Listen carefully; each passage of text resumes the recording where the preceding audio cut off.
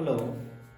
আচ্ছা, তাহলে আজকে এই ভিডিওটিতে আমরা করব কি না, শুরু করছি পারমাণবিক ভর বা ওজন বা পারমাণবিক গুরুত্ব দিয়ে।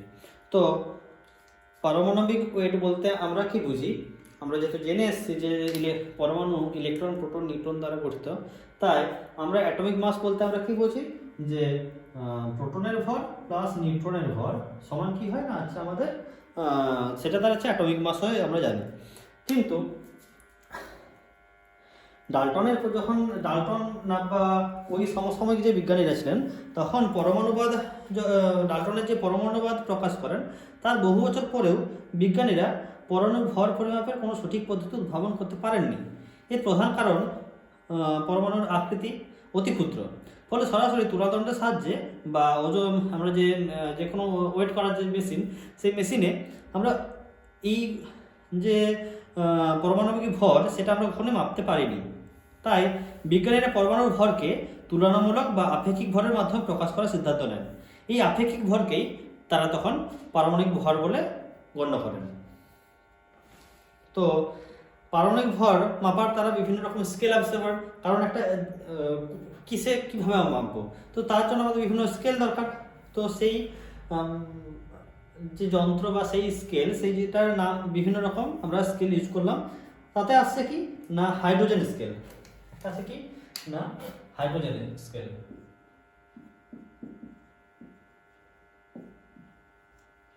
আর এটা কি আছে অক্সিজেন স্কেল,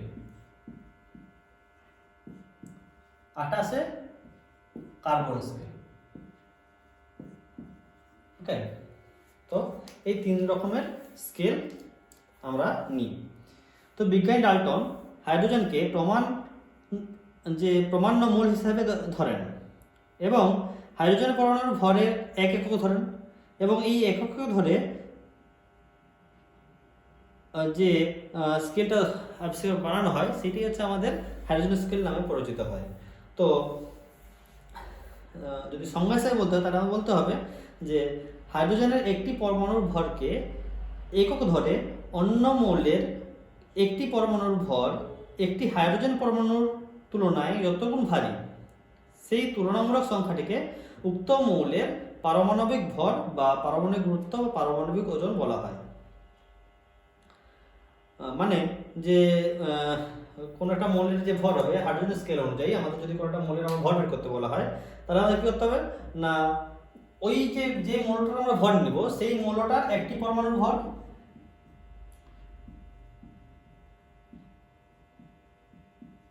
মানে এটা কি উপরটা যে মৌলটা নিচ্ছি যার আমরা বের করবো তার একটি পরমাণুর ভর, আর নিচে কি করবো না হাইড্রোজেনের একটি পরমাণুর ভর। ঠিক আছে, নিচে হচ্ছে হাইড্রোজেন একটি পরমাণুর ভর, আর হচ্ছে উপর হচ্ছে কি না যে পরমাণু নিচে তার একটি পরমাণুর ভর দিলে যে পাবো সেটা হচ্ছে আমাদের মোটামুটি হাইড্রোজেন স্কেল দ্বারা প্রাপ্ত মান হবে। অ্যাকুরেট হিসাবে মান আমরা যখন নিই, তখন আমরা হাইড্রোজেন স্কেলটাকে আমরা হাইড্রোজেনের একটি অ্যাটমের ভরটাকে আমরা 1.008 গ্রাম হিসাবে ধরি, কিন্তু তখনকার দিনে আমরা এক হিসাবে ধরতাম। তো এরপর কি আসলো না অক্সিজেন স্কেল। অক্সিজেন স্কেলে আমরা কি ধরলাম, অক্সিজেনের কি হয় 15.9999 করে হয় যে গ্রামটা, সেটা হয়। কিন্তু আমরা অক্সিজেন স্কেলে আমরা কি ধরবো না, কোনো মৌলের একটি পরমাণু একটি অক্সিজেন পরমাণুর প্রকৃত ভরের 1/16 তুলনায় যতগুণ ভারী, সেই তুলনামূলক সংখ্যাটিকে উক্ত মৌলের পারমাণবিক ভর বলা হচ্ছে। 1/16 মানে কি, আমরা এই যে 1/16 করছি, উপরে এখানে অক্সিজেন স্কেলে কি তাহলে কি হবে না, উপরে হচ্ছে ওই মৌলটির একটি পরমাণুর ভর হবে, উপরে ওই যে মৌলটি নেব তার একটি পরমাণু ভর হবে, কিন্তু নিচে কি হবে না 1/16 ইন্টু আমাদের অক্সিজেন এর ভর, মানে অক্সিজেনের ভর কত হচ্ছে 16। অক্সিজেনের ভরটা যদি আমরা না লিখে বলি তাহলে আমাদের কত হবে 16 আসবে, তাহলে 16 কাটবে, তার মানে কি 1। তাহলে সেই হাইড্রোজেন স্কেলে ফিরে আসলাম আমরা, যে ওটা 1 দিয়ে হচ্ছে। আবার আমরা যখন হচ্ছে কার্বন করি, কার্বনের কি হয় না C12 যে আইসোটোপ আছে, কার্বনের তো আমরা তিনটে আইসোটোপ আছে, তিনটে C12 13 14 মনে হয়, হ্যাঁ C12 13 14 তিনটে আইসোটোপ আছে। তো সেই যে C12 13 যে C12 যে আইসোটোপটা, সেই C12 আইসোটোপ যে পরমাণুর ভর তার 1/12 যত গুণ হবে। মানে সেখানে কার্বন স্কেলে কি হচ্ছে না, উপরে হচ্ছে ওই মোলটি পরমাণুর ভর যেটা আমরা নিচ্ছি তার একটা পরমাণুর ভর, বা নিচে কি 1/12 ইন্টু একটা C12 পরমাণুর ভর। C12 তার মানে কি এই যে C12 এর ওজন কত হবে, 12 গ্রাম হবে। C12 ওজন কত হবে, 12 গ্রাম হবে। তাহলে এখানেও দেখো যে হচ্ছে একই এক হয়ে যাচ্ছে, মানে কি সেই পরমাণুর ভর বা একই এক, মানে সেই হাইড্রোজেন স্পেসিটি আছে। তো এইভাবে আমরা তখন পারমাণবিক ভর ক্যালকুলেশন করতাম। আমরা মেনলি আমরা হাইড্রোজেন স্কেলটাই আমরা ইউজ করতাম। এবার হচ্ছে অ্যাকুরেট মানের জন্য আমরা যখন বড় বড় মান দিত তখন হচ্ছে কার্বন স্কেল ব্যবহার করা শুরু হয়েছিল, কিন্তু আমরা ঘুরে ফিরে আমরা সেই হাইড্রোজেন স্কেলটাই আমরা ইউজ করছি। মানে যেরকম হোক আমরা হচ্ছে সেই আগের একটা জিনিসই আমরা ইউজ করছি, কিন্তু তাকে আমরা বিভিন্নভাবে নামে দিচ্ছি, ঠিক আছে না? আচ্ছা, এবার একটা জিনিস আছে কিনা, পারমাণবিক ভরের রাসায়নিক স্কেল আর পারমাণবিক ভরের ভৌত স্কেল, ঠিক আছে না? একটা আছে কিনা যে রাসায়নিক স্কেল, একটা কি আছে না ভৌত স্কেল, ঠিক আছে? একটা আছে রাসায়নিক স্কেল, একটা আছে ভৌত স্কেল। তো রাসায়নিক স্কেলটা কি, আমি যেটা বলছি সেটা শুনে তোমরা সে নোটস বানাবে, থাকলে নোটস বানাবে, কিংবা হচ্ছে যদি বই পড়বে তো বই পড়তে পারো, ঠিক আছে না? আমি বেসিক্যালি আমি বইটা ধরেই বলার চেষ্টা করি, তোমাদের সাঁতরা আর হচ্ছে ছায়ার যে বই আছে এই দুটো বইকে ধরেই আমি বলার চেষ্টা করি। তো তোমরা চাইলে নোটস বানাতে পারো কিংবা তোমরা বইটাও পড়তে পারো, ঠিক আছে না? তো পারমাণবিক ভরের যে রাসায়নিক স্কেল সেটা কি বলছে না, প্রাকৃতিক অক্সিজেন সেটা কি হয় না হচ্ছে C16 C17 C18 এই তিনটি আইসোটোপের যে নির্দিষ্ট অনুপাত থাকে, মেইনলি থাকে C16টা বেশি থাকে, 97% থাকে, বাকিগুলো হচ্ছে কম কম থাকে। তো সেই C16 যে আইসোটোপ আছে সেটাই হচ্ছে আমাদের মেইনলি প্রাকৃতিক অক্সিজেন ধরা হয়। তো এই তিনটা আইসোটোপের তো মিশ্রণ আমাদের অক্সিজেন। তো প্রাকৃতিক অক্সিজেনের একটি পরমাণুর আনুপাতিক ভরকে 16 ধরে পারমাণবিক ভরের যে স্কেল পাওয়া যায় তাকে আমরা পারমাণবিক ভরের রাসায়নিক স্কেল ধরি, ঠিক আছে না? আমরা মেনলি যেহেতু হচ্ছে 16টা বেশি পাওয়া যাচ্ছে তার জন্য ওটাই আমরা মেনলি ধরি। আর ভৌত স্কেলে কি বলা হচ্ছে না, প্রকৃতিতে অক্সিজেনের C16 সমস্থানিকের বা C16 যে আইসোটোপ আছে সেই আইসোটোপের একটি পরমাণু ভরকে 16 ধরে পারমাণবিক ভরের যে স্কেল পাওয়া যায় তাকে পারমাণবিক ভরের ভৌত স্কেল বলা হচ্ছে। বেসিক্যালি দেখতে গেলে হচ্ছে আমাদের এই যে রাসায়নিক স্কেল ভৌত স্কেল এর দুটোই যে প্রায় প্রায় একই, তেমন কিছু পার্থক্য নেই।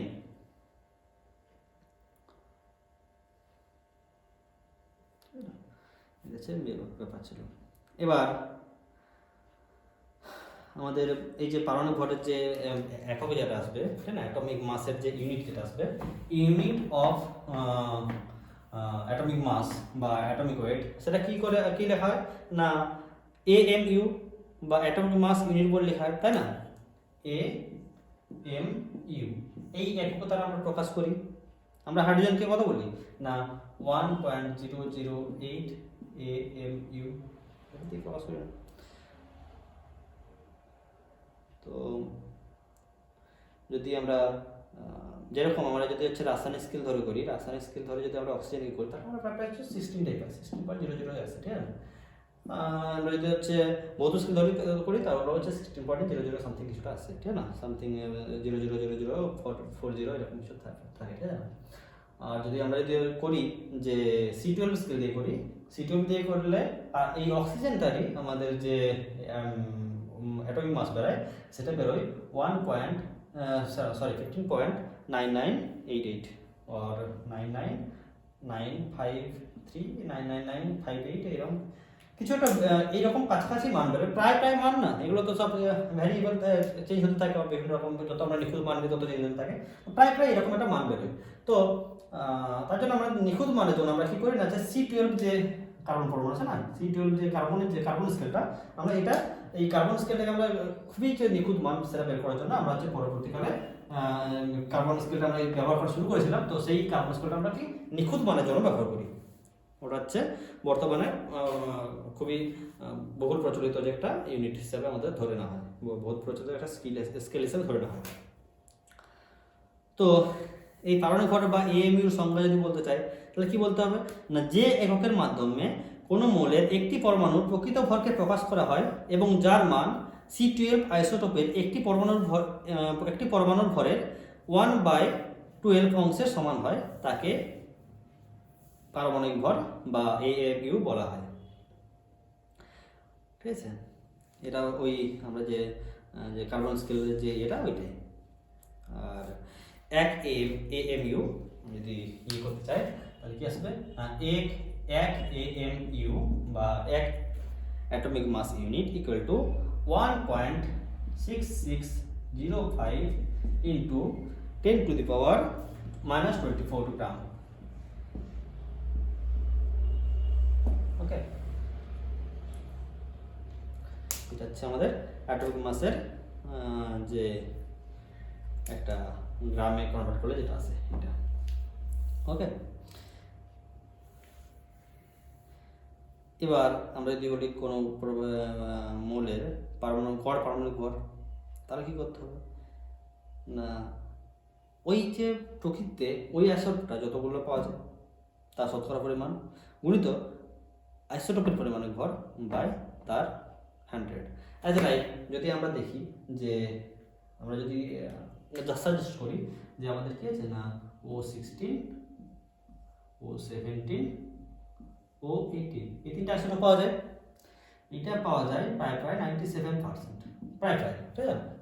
তো আমাদের যদি বলে যে O16 এর গড় পারমাণবিক ভর কত হতে পারে, তাহলে সেটা কি করে আসবে না 97 ইন্টু কি আসবে তার হচ্ছে পারমাণবিক ভর কত 16 বাই কি আসছে না 100 দিলে যেটা আসবে সেটাই ওই মৌলটির ক্ষেত্রে গড় পারমাণবিক ভর হিসাবে ধরা হবে। ওকে, চলো নেক্সট কি আছে না গ্রাম পারমাণবিক ভর বা গ্রাম পরমাণু। গ্রাম পারমাণবিক ভর বলতে আমরা কি বোঝাই যে কোনো মৌলের পারমাণবিক ভরকে গ্রাম এককে প্রকাশ করলে যত গ্রাম হয় তাকেই তার হচ্ছে গ্রাম পারমাণবিক ভর বলা হয়। মানে আমরা যদি যেটা এএমইউ ইউনিট আছে তো এটাকে আমরা যদি হচ্ছে গ্রামে কনভার্ট করে দিয়ে লিখি তাহলে সেটা যেটা আসবে সেটা হচ্ছে আমাদের গ্রাম পারমাণবিক ভর বলা হবে। মানে আমরা যে যত এএমইউ থাকবে বা যে এএমইউটা দেওয়া থাকবে সেটাকে আমরা যদি 1.6605 ইন্টু 10⁻⁻24 দিয়ে গুণ করে দিই, মাল্টিপ্লাই করে দিই, তাহলে যেটা আসবে সেটাতে গ্রাম আসবে, আর সেটাই হবে কি না তার গ্রাম পারমাণবিক ভর বলা হবে। ওকে, চলো নেক্সট গ্রাম পরমাণু। কোনো মৌলের পারমাণবিক ভরকে গ্রাম এককে প্রকাশ করলে যত গ্রাম হয় তত গ্রাম ভরের মৌলকে ওই মৌলের 1 গ্রাম পরমাণু বলে। ঠিক আছে না, কি বলা হচ্ছে তাহলে কোনো মৌলের পারমাণবিক ভরকে গ্রাম এককে প্রকাশ করলে যত গ্রাম হয় তত গ্রাম ভরকে ওই মৌলের গ্রাম পরমাণু বলে। মানে জিনিসটা প্রায় একই। ওকে, এই চশমাই পেপার জমা দেয়। গুড, আচ্ছা নেক্সট কি আসছে না গ্রাম পরমাণু সংখ্যা। গ্রাম পরমাণু সংখ্যা কি হবে না মৌলের ভর গ্রাম এককে অবশ্যই বাই ওই মৌলের গ্রাম পারমাণবিক ভর। যদি বলে যে গ্রাম পরমাণু সংখ্যা নির্ণয় করতে তাহলে কি করতে হবে ওই মৌলের ভর গ্রাম এককে অবশ্যই, ঠিক না, বাই তার হচ্ছে ওই যে আমাদের যে মৌলটা হচ্ছে আমরা বের করবো তার হচ্ছে পারমাণবিক ভর নিতে হবে। অ্যাজ লাইক আমরা যদি হচ্ছে বলি যে 42 গ্রাম নাইট্রোজেন ইনটুতে গ্রাম পরমাণু সংখ্যা কত, আমি বললাম 42 গ্রাম ইনটুতে গ্রাম পরমাণু সংখ্যা কত, তাহলে আমাদের কি করতে হবে না 42 গ্রাম বাই তার গ্রাম পরমাণু ভর সেটা কত হয় না 14, তার কত আসছে 3। এটাই হচ্ছে তার এইভাবে হচ্ছে আমরা গ্রাম পরমাণু ভর করতে হবে। ওকে, আচ্ছা নেক্সট কি আসছে না মলিকুলার মাস বা মলিকুলার ওয়েট। আণবিক ভর বা আণবিক ভরের আর কি ওয়েট মাস এই। ওকে, এবার আমাদের এগুলো হচ্ছে 3 ভাবে আসবে অ্যাজ ইউজুয়ালি। কি আসছে না, হাইড্রোজেনের একটা আসবে, এবার একটা অক্সিজেন আসবে, এটা কার্বনের আসবে। হাইড্রোজেন পরমাণু সাপেক্ষে যদি আমরা ধরি তাহলে কি আসবে না, মৌল বা যৌগের একটি অণুর ভর বাই হাইড্রোজেনের একটি অণুর ভর। এখানে কি আসবে, উপরে কি আসবে না মোলটার ভর, মোলটার একটা অণুর ভর বাই নিচে কি আসবে না হাইড্রোজেন একটা অণুর ভর, সেটা কি না 1.008। ওকে, আমরা যদি গ্রামে করি, ঠিক আছে। অক্সিজেনের সাপেক্ষে করলে উপরে ওই মোলটার ভর, নিচে কি আসবে না অক্সিজেনের একটি পরমাণু ভর বা ইন্টু 1/16, মানে অক্সিজেনটা আমরা যদি করি তাহলে কি আসবে না অক্সিজেন একটি পরমাণু ভর কত 16 ইন্টু 1/16, ঠিক আছে। আর যদি করি যে কার্বন স্কেল সাপেক্ষে করবো তাহলে কি করবে না উপরে একটি পরমাণু ভর বাই কার্বনের নিচে 12/1/12, কারণ কি কার্বনের ক্ষেত্রে কত 12, তারপর C12 আইসোটোপটা, ঠিক আছে না। ওকে, কার্বন স্কেলের ক্ষেত্রে যে প্রত্যেকটাই একই রকম হবে।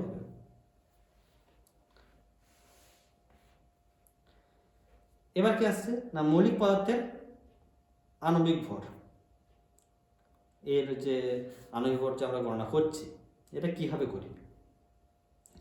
তো এটা কি হয় না, এক পরমাণু মোলের অণুতে একটি মাত্র পরমাণু থাকে, তাই সেখানে আমাদের কি হয় না সেখানে আমরা একটা পরমাণু নিয়ে কাজ করি, একটা পরমাণুর ওজনটা বের করি। দ্বিপরমাণু মোলের অণুতে দুটি পরমাণু থাকে, তাই তাদের যে ভরটা হয় সেটা হচ্ছে ইন্টু 2 করতে হয়। যেরকমভাবে আমরা যদি ধরি যে সোডিয়াম, পটাশিয়াম, ম্যাগনেসিয়াম, ফ্রান্সিয়াম, এদের ক্ষেত্রে কি হচ্ছে এদের একটা এক পরমাণু, যেমন কার্বন, কার্বন কি এক পরমাণু, তাহলে কি হয় 12 গ্রাম আমরা হচ্ছে ধরছি প্রায়। আবার যদি দ্বিপরমাণু যদি তার দেখি তাহলে কি আছে 32 গ্রাম কার হয় অক্সিজেনের, 32 গ্রাম কার হয় অক্সিজেনের, কারণ কি O2 হচ্ছে অক্সিজেন যদি একটা পরমাণু নিই তাহলে কি আছে সে হচ্ছে 16 গ্রাম প্রায়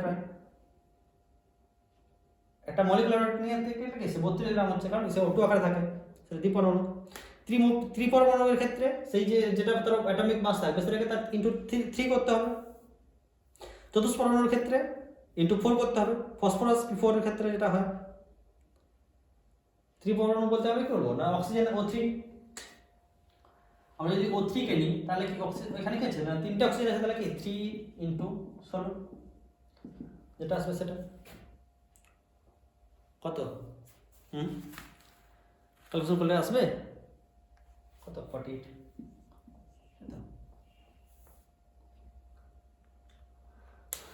ওকে, এবারে এগুলো মৌলিক পদার্থ। এবার যৌগিক পদার্থ যদি আমরা পারমাণবিক ভর ক্যালকুলেশন করতে চাই, এটা করি দেখা যাক।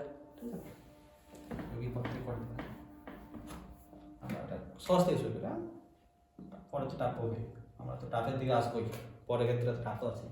জলের ক্ষেত্রে দেখি, জলের ক্ষেত্রে আমাদের হাইড্রোজেন কত হয় 1, কটা আছে জল, কটা আছে হাইড্রোজেন, একটা আছে, সরি একটা আছে দুটো আছে, তাহলে কি হবে না 2 করতে হবে প্লাস। অক্সিজেন কটা আছে, একটা আছে, কত হয় অ্যাটমিক ওয়েট 16, ঠিক আছে 18। এটা হচ্ছে আমাদের এরকম আমরা যৌগিক পদার্থ করতে পারবো প্রত্যেকটাতেই। আমরা যদি আর নিই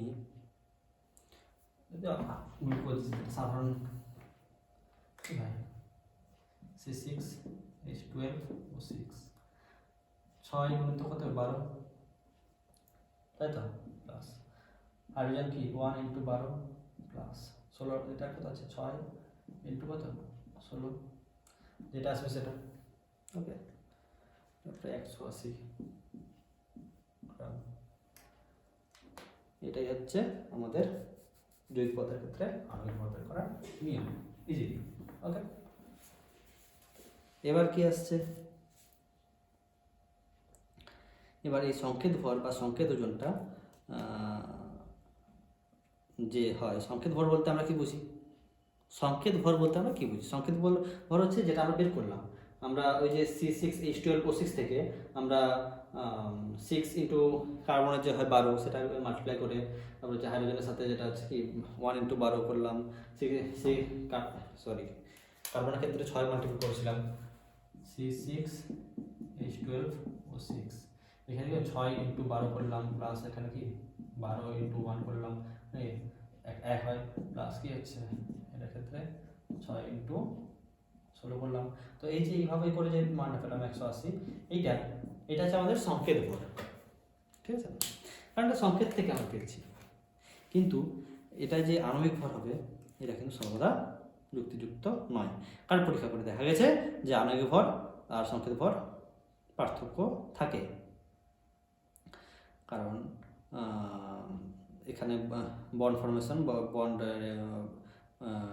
ডিসোসিয়েশন এসবের জন্য অনেক রকম এনার্জি নষ্ট হয়, আবার হচ্ছে কি অ্যাড হয়।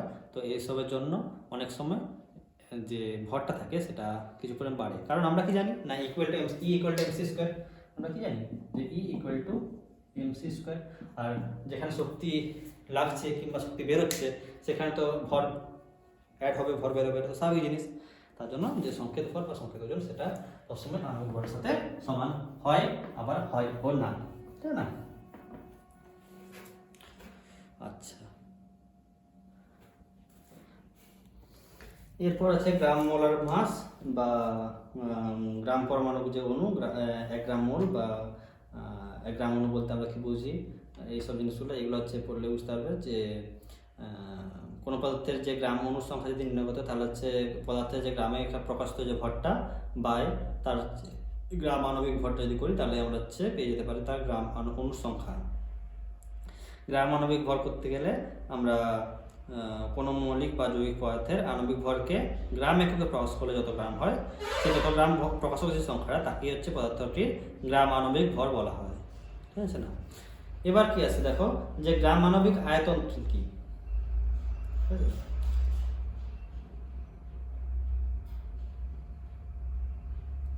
তো নির্দিষ্ট চাপ ও উষ্ণতায় 1 গ্রাম অণু পরিমাণ কোনো গ্যাসীয় পদার্থ যে আয়তনটা দখল করে তাকে ওই চাপে ও ওই উষ্ণতায় ওই যে পদার্থটার তার হচ্ছে গ্রাম আণবিক আয়তন বা মোলার আয়তন বলা হয়, ঠিক আছে? তো প্রমাণ চাপ উষ্ণতায় এসটিপিতে 1 গ্রাম অণু পরিমাণ সব গ্যাসীয় পদার্থের যে আয়তনটা থাকে সেটা কত হয়, 22.4 লিটার হয়। এটা হচ্ছে প্রায় এই আর 22.4 লিটারে আমাদের অ্যাভোগাড্রো সংখ্যা সমান অণু বর্তমান থাকে। তো এই অ্যাভোগাড্রো সংখ্যাটা আবার কি, হোয়াট ইজ অ্যাভোগাড্রো নাম্বার? আচ্ছা, অ্যাভোগাড্রোর যে প্রকল্প সেটা দেখি পড়েছিলাম, মনে আছে?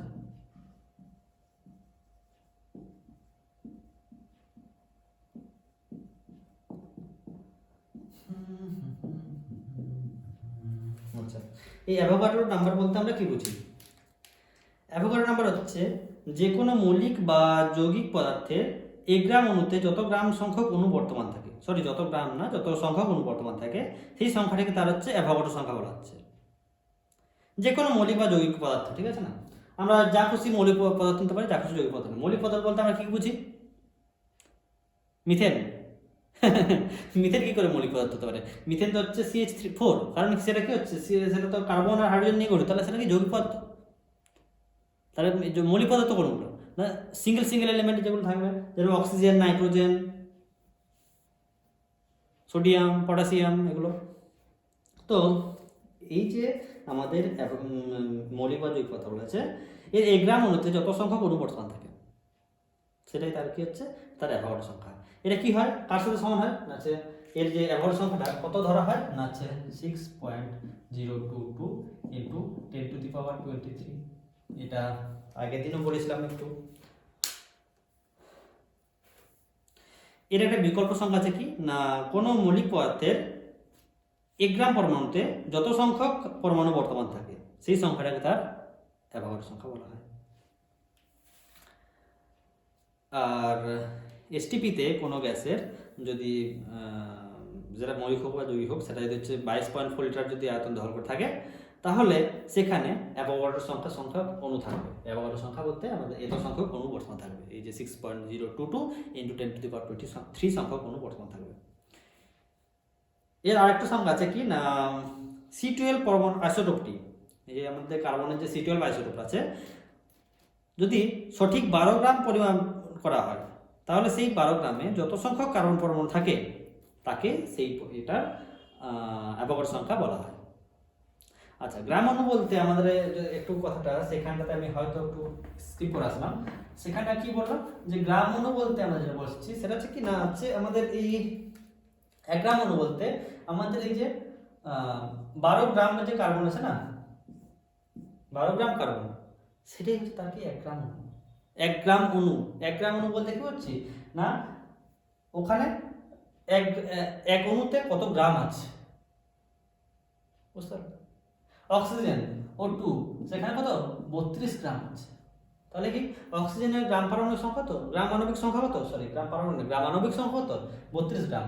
গ্রাম আণবিক সংখ্যা কত যদি বলে এটা হচ্ছে কি গ্রাম আণবিক, আর গ্রাম পারমাণবিক যদি বলে তাহলে কত আসবে 16 গ্রাম। কারণ কি অক্সিজেন যে পরমাণু তার হচ্ছে 16 গ্রাম হয়, এটা দ্বিপরমাণু তাই হচ্ছে কি 32 গ্রাম আকারে থাকে, ঠিক আছে না? এটা হচ্ছে একটা ব্যাপার। তাহলে গ্রাম অণু বলতে আমরা কি বুঝি না এক অণুতে যত গ্রাম থাকে, একটা অণু যেমন যত গ্রাম, ঠিক আছে না? চলো এবার আমাদের এই অ্যাভোগাড্রো সংখ্যার মাধ্যমে গ্রাম অণু, গ্রাম পরমাণু, আণবিক ওজন ও পারমাণবিক ওজনের যে সংখ্যাটা দেওয়া যায় সেগুলো দেওয়া আছে, এগুলো পড়ে নাও, এগুলো কোনো চাপ নেই, হয়ে যাবে। আচ্ছা,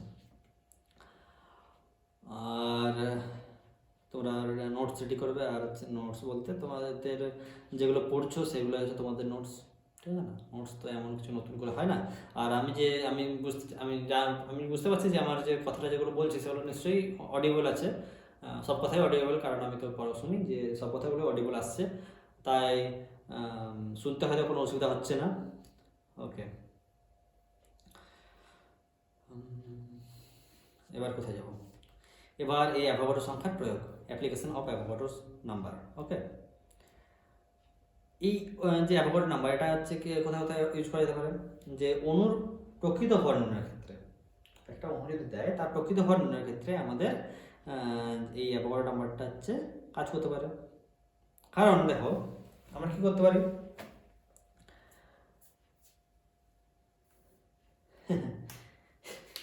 আমি তখন কি বলছিলাম, সরি একটু আগে বলছিলাম, একটু কিরকম বলছিলাম যে তোমাদের হয়তো বুঝতে একটু কিরকম অসুবিধা হতে পারে। জিনিসটা কি হচ্ছে না আমরা কি বললাম যে একটা অণুর ভরটাকে আমরা হচ্ছে 1 গ্রাম অণু বলছিলাম, কিন্তু সেই জিনিসটা কি ঠিক? সেই জিনিসটা না, ওটা হচ্ছে গ্রাম অণু, ঠিক আছে না? ওটা ওই জিনিসটা কিন্তু একদম ঠিক না। গ্রাম অণু জিনিসটা কি হচ্ছে না কোনো মৌলিক বা জৈবিক পদার্থের আণবিক ভরকে তার হচ্ছে গ্রাম এককে প্রশ্ন যেটা আছে সেটা তার কি গ্রাম অণু বলা হচ্ছে, তাই না? তার হচ্ছে আণবিক ভরটাকে আমরা কি হচ্ছে না গ্রাম একক প্রশ্ন সেটা হচ্ছে গ্রাম অণু বলা হচ্ছে। তার মানে আমরা দেখি যে অক্সিজেন যদি আমরা O2 আকারে দেখি, আচ্ছা O2 আকারে কেন লিখবো, আচ্ছা O2 আকারে থাক, অক্সিজেন পাই আমরা, তাই না? O2 আমরা O16 যে আইসোটোপ আছে সেটাকে নিচ্ছি, ঠিক আছে? এটা যদি বেশি পরিমাণে থাকে তার জন্য আমরা O16 টা নিচ্ছি। তো সেটার যে O2 যেটা আছে তার মানে কি তার আণবিক ভর কত হবে? নিশ্চয়ই 16 গ্রাম, তাই তো? আরে সাবাস, 16 গ্রাম বলে দিলে কি করে হবে? এটা তো পারমাণবিক ভর, এটা হচ্ছে O2 কি অণু, তাহলে কি আসবে তার আণবিক ভর আসবে, সেটা কি আসবে গ্রাম অণু ভর কত আসবে 32 গ্রামস। ওকে, বা গ্রামস বললাম একটু পরে, কিন্তু এই গ্রামস কথাটা ভুল, শুধুমাত্র গ্রাম বলতে হবে, কারণ কি এসআই ইউনিটে কি বলে শুধুমাত্র আমাদের তার সিঙ্গুলার ফর্মে আমাদের ইউজ করতে হবে, তাহলে কি 32 গ্রাম, 32 গ্রাম, নট গ্রামস। ওকে, তাহলে আমরা হচ্ছে না হচ্ছে অক্সিজেনটা আমরা 32 গ্রাম লিখলাম, তাই তো? তার মানে এখন এই 32 গ্রামে কত সংখ্যক অণু আছে না 6.022 ইন্টু 10⁻23 সংখ্যক অণু আছে। তাহলে এই যে আমাদের এতগুলো অণু আছে 32 গ্রামে, তাহলে একটা অণুর ভর কত? একটা অণুর ভর বের করতে গেলে আমাদের কি করতে হবে? এতগুলো অণুর ভর 32 গ্রাম, তাহলে একটা অণুর ভর কত হবে না 32 গ্রাম বাই 6.022 ইন্টু 10⁻23 গ্রাম, এত গ্রাম হবে একটা অণুর ভর, তাই না?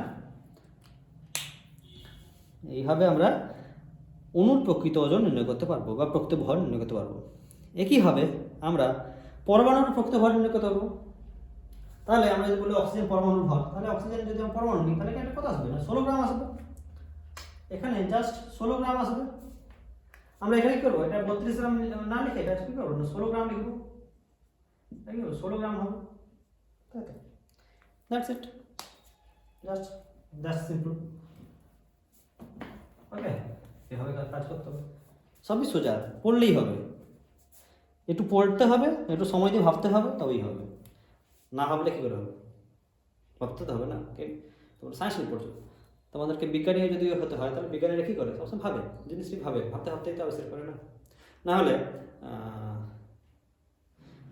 ওরা কথায় কথায় হয়তো চলে এসছে, কিংবা যাই বলতে পারো প্লবতা যে জিনিসটা, কিংবা এইসব জিনিসগুলো তো ভাবতে ভাবতে এসছে না। যা কিছু আজকাল আবিষ্কার হয়েছে তো ভাবতে ভাবতে এসছে। নিউটনের মাথায় আপেল পড়লো, তখন কি নিউটন কি সবার যার কারো মাথায় কি আপেলটা পড়লে সে কি ভাবতে পারবে যে ওখানে কেন পড়ছে, কত স্পিডে পড়ছে, তার অভিকর্ষ ত্বরণ, হ্যান ত্যান, এত কিছু নির্ণয় করা কি সবার পক্ষে সম্ভব? কারণ তিনি ভেবেছিলেন, তার জন্য তিনি আবিষ্কার করতে পেরেছিলেন। তার আগে কেউ ভাবেনি, তার জন্য তো সেটা আবিষ্কার হয়নি। আর যেটা আবিষ্কার হয়ে গেছে সেটা নিয়ে ভেবে লাভ নেই। এবার সেইটা ওই যে আবিষ্কার হয়ে গেছে মানে ওইটা থেকে আর কি আবিষ্কার করা যেতে পারে সেটা নিয়ে ভাবতে হবে আমাদেরকে। যদি ভবিষ্যতে তোমরা খুব বিজ্ঞানী হও, তোমরা ভাববে অ্যাটমিক থিওরি, তোমরা এই করে তো বেসিক জিনিস, এবার তোমরা খুবই ভেতরে যাবে। একটা কথাই আছে যে অ্যাটমিক বলতে কি, অ্যাটমিক বলতে আমরা ছোটোর থেকে ছোটোতর জিনিসে যাচ্ছি। তো ওটাকে আমরা কোয়ান্টাম ফিজিক্সের ভিতরে পড়ে একটা জিনিসটা। তো কোয়ান্টাম তত্ত্ব আমরা যখন মনে হবে যে আমরা সবটা জেনে গেছি, তার মানে তুমি কিছুই জানো না, এরকম একটা জিনিস হয়, জানো। আর হচ্ছে আমরা যে সমুদ্রের ধারে কিছুটা পর্যন্ত আমরা হচ্ছে চলাচল করতে পারি, সমুদ্রের গভীর পর্যন্ত গিয়ে আমরা কি সাঁতার কেটে যেতে পারি? কেউ পারেন, কিন্তু সবাইকে আমরা যেতে পারি? সবাই পারি না। সেই রকমভাবে তার জন্য তোমাদের জাহাজ আছে সেটাও বলতে পারে। কিন্তু ব্যাপারটা হচ্ছে কি না, আমরা যতই আমরা মনে করি যে আমরা সব কিছু জেনে যাচ্ছি, কিন্তু ততই আমরা কি হবে না কিছুই জানছি না। কারণ কি আমরা একটা আমরা যে জ্ঞানটা অর্জন করছি সেটা হচ্ছে সমুদ্রের থেকে এক বালতি জল নেওয়ার মতো কেসটা হচ্ছে। আচ্ছা চলো, এইভাবে এরপর আসবে আমাদের মূল কনসেপ্ট, ঠিক আছে না? এরপরে আমরা পরে আমরা মূল কনসেপ্ট নিয়ে আলোচনা করব। তো আশা করছি তোমরা বুঝতে পারছো, আর যদি বুঝতে পারছো তাহলে তোমরা হচ্ছে কমেন্টে জানিও। আর যারা, আমি জানি না কমেন্টে ফটো তুলে হচ্ছে পোস্ট করা যায় কিনা, তার জন্য আমি বলেছি যে জ্ঞানকিরণ@gmail.com আমরা আমাকে মেল করতে যদি কিছু প্রবলেম থাকে। না হলে কোনো সমস্যা নেই, যদি প্রবলেম না থাকে কোনো সমস্যা নেই, তোমরা হচ্ছে যদি প্রবলেম না থাকে তাহলে কোনো চাপই নেই। প্রবলেম থাকে যদি থাকে তাহলে তোমরা হচ্ছে কমেন্টে জানিও, কিংবা হচ্ছে মেলে করো। ওকে চলো।